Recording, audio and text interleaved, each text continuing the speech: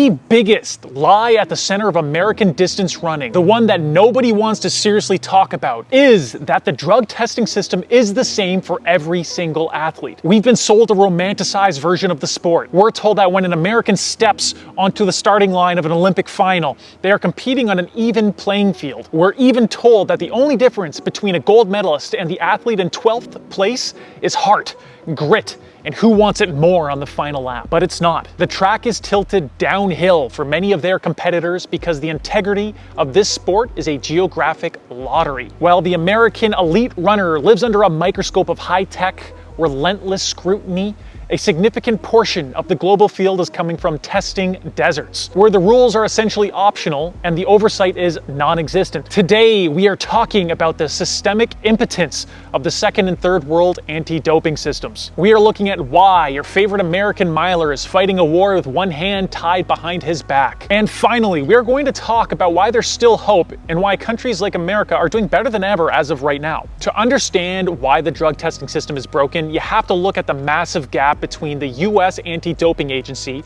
USADA, and the rest of the world. First off, unlike many of the national anti-doping organizations that operate as arms of their respective Olympic committees or governments, USADA is a non-profit, non-governmental entity. This separation is critical. It removes the inherent conflict of interest where a sports body is responsible for both promoting its athletes and policing them. A major factor in USADA's reputation is its willingness to pursue cases even when they involve their biggest stars. The most glaring example of this is the Lance Armstrong case. USADA's investigation into Lance Armstrong and the USPS pro cycling team remains a definitive moment in anti-doping history. By using non-analytical evidence such as witness testimony, emails, and financial records, rather than relying solely on blood or urine tests, USADA proved they could dismantle sophisticated doping rings that had consistently evaded laboratory detection. And the consistency of athletes that USADA brings down year after year is so impressive. Tyson Gay, Usain Bolt's biggest rival. They enforced the missed test suspensions on world champions Fred Kerley and Christian Coleman. They investigated and permanently banned Alberto Salazar for all of the shenanigans that went on there. USADA spearheaded the Balco scandal, where professional athletes from many sports were getting caught for doping with designer drugs, further positioning the agency as a global leader in shaping anti-doping policy. They were one of the earliest and most aggressive adopters of the biological passport, which tracks blood metrics and checks if they're within a reasonable range to be sure each athlete isn't doping. And to top it off, USADA has 50 doping control officers across the country that send their drug testing samples to state-of-the-art testing facilities in America. 2 of the 26 WADA-accredited facilities across the world are within the country.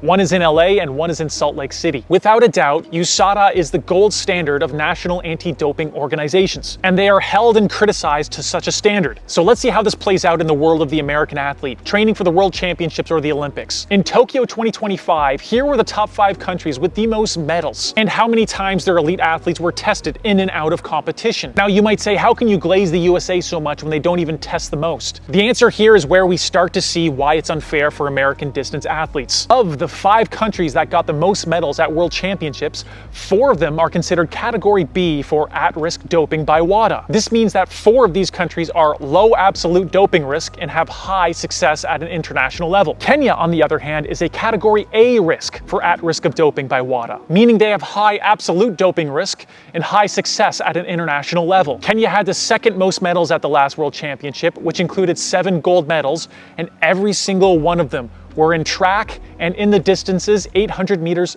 and up. So these athletes are the biggest competitors for elite American distance runners. But how could a country in which their elite athletes are tested the most out of the top 5 countries be an at-risk country, a Category A compared to their counterparts? The answer is not all systems and cultures are the same. Ever since I remember, there has been one doping scandal after another coming out of Kenya, both with regards to their athletes and with their anti-doping systems, as well with the people involved with their anti-doping systems. Here is a quick list of some of their doping scandals. In 2016, Michael Rotich, the manager of the Kenyan athletics team, was caught in an undercover sting by the Sunday Times. He claimed he had 2 corrupt doping control officers on his payroll who would feed him the schedule. When reporters offered him £9,000, Rotich famously asked, round it up to £10,000. He was recalled from Rio in disgrace and eventually was banned for 10 years. This is the manager of the Kenyan athletics team. In 2016, again, Isaac Wangi, I know know I butchered his name there. The CEO of Athletics Kenya was accused of direct extortion by two Kenyan athletes,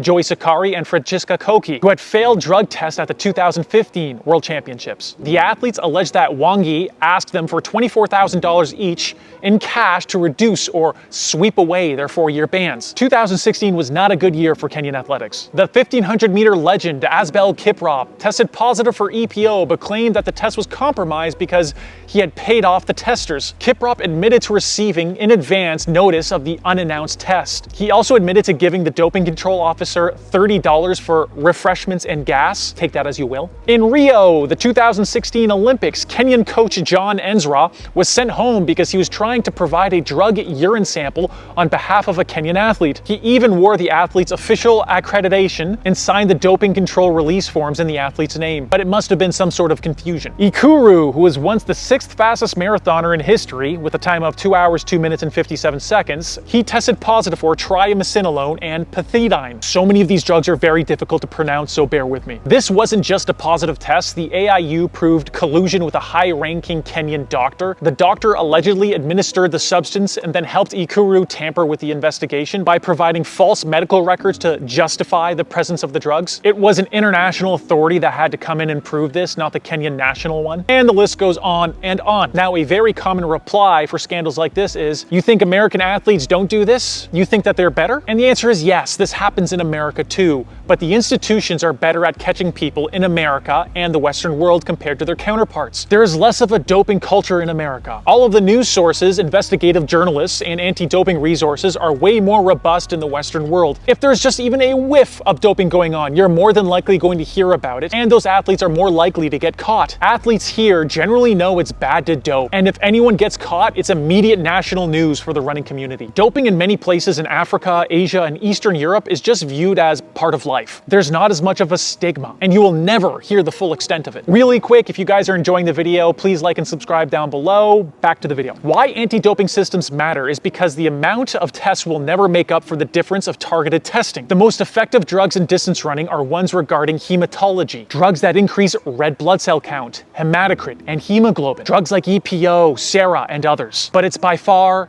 EPO. And the problem with that is that EPO's testing life is as little as 3 days if you microdose. Furthermore, the benefits of using such drugs can be measured in months. So you can test an athlete 10 times per year, but if you miss a key part of their 2-month doping cycle, then you'll never catch them. Yes, anti-doping authorities have tried getting around this with the athlete biological passport, which has helped astronomically. But again, that only matters over a long enough time period where the athlete is getting regular blood work done at targeted times. Ronix Cabruto had 28 adverse analytical findings over 5 years before they brought the hammer down on him. Currently, Kenya is only obligated to have at least 1 biological passport update per year. If it was more than that, then it would be easier to see who is doping and who's not, but every doping agency is constrained. Distance running is Kenya's national sport. They are a poor country. They have a culture of doping. Many officials are corrupt. This is not an environment set up for anti-doping success. It's one set up for failure. Furthermore, things like microdosing changes athletes' hematology enough to have a performance benefit, but not enough to raise any red flags on a biological passport. Again, especially on a basis where some of these athletes are only getting 1 athletic biological passport test per year. And even further, it is also difficult to catch Kenyan athletes violating their biological passport because most of these Kenyans are at altitude. Anti-doping is also a geographical issue. Everyone's body responds differently to altitude, and when a mathematical system or tribunal of 3 experts have to decide if an athlete is doping through their history of hematology, they have to consider the altitude, which gives the athlete that much more margin of error, more leeway to dope and get away with it. Now, we do have to be fair and scrutinize some of USADA's recent actions if we're going to criticize others. Increasingly, they're being seen as an agency that plays favorites when the stakes are high. Take the case of Arian Knighton. In early 2024, the young sprinting phenom tested positive for trenbolone, a powerful steroid. Instead of the standard hammer coming down, USADA cleared him just weeks before the Olympic trials, accepting the defense that he had eaten contaminated oxtail at a bakery in Florida. It looked like a sweetheart deal, a domestic agency protecting its own star to ensure that he could compete in Paris. It got so bad that WADA had to take the rare step of publicly intervening and appealing the decision of the Court of Arbitration for Sport. WADA wasn't buying the contaminated meat story, and they weren't going to let USADA set its own rules for its own athletes. And that was just the tip of the iceberg. In August 2024, a bombshell report revealed an even deeper rot. USADA had been allowing athletes athletes who actually tested positive for PEDs to continue competing for years as undercover informants. This to me is their most egregious sin. They were essentially letting dopers keep racing against clean athletes as long as they promised to snitch on the bigger fish. It was a clear breach of the World Anti-Doping Code, and it exposed a level of administrative arrogance that made the American lie impossible to ignore. But here's the catch. As bad as the Knighton deal or the informant scandal looks, these are the scandals of an agency that is actually trying to exert control to make the sport more fair. USADA is a highly competent, well-funded organization that is being policed by WADA in real time. The reason we know about this case is because it is WADA.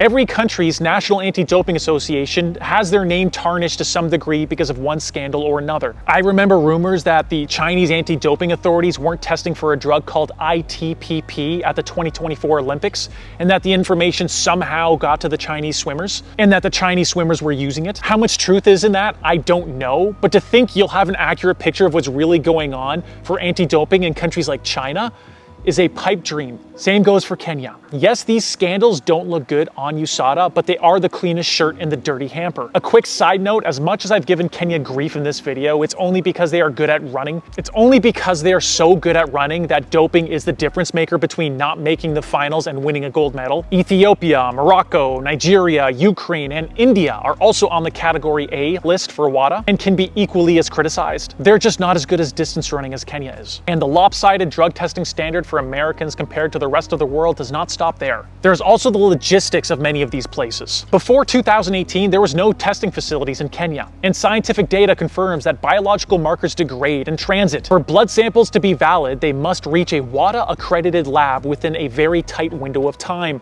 ideally 50 hours, or the sample is compromised. These labs are located in South Africa and Europe, and the AIU did admit this was a problem. And many of these running hubs, by the time the blood hits the centrifuge in South Africa, it's often too degraded to detect any sophisticated microdosing that defines modern doping. Urine might also be unusable after a long bout of transportation due to deconjugation of the sample. Elite American athletes are tested in a lab-rich environment where their sample is fresh. Their competitor is tested in a testing desert, where the logistics of the third world act as a natural shield for dopers. If you look at a map of WADA-accredited labs, they are almost all in Europe and North America. In sub-Saharan Africa, the epicenter of world-class distance running, there is exactly one accredited lab, and that's in Bloemfontein, South Africa. And furthermore, not all WADA-accredited and approved labs use the same drug tests, meaning a hypothetical drug that has a detection life of 2 weeks in one facility might be only detectable for 5 days in another, creating another lopsided environment of who can use